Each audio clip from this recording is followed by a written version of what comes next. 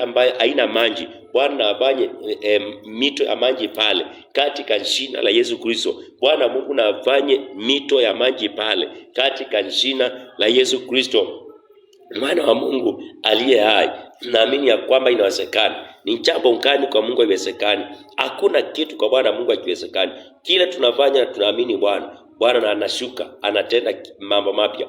Kile tunaamini Bwana, tukiwa ndani ya roho na tukiamini, Bwana lazima ashuke na atende mambo mema katika maisha yako. Mungu akusaidie. Ani mudhoni, Mungu akubariki na akuinue.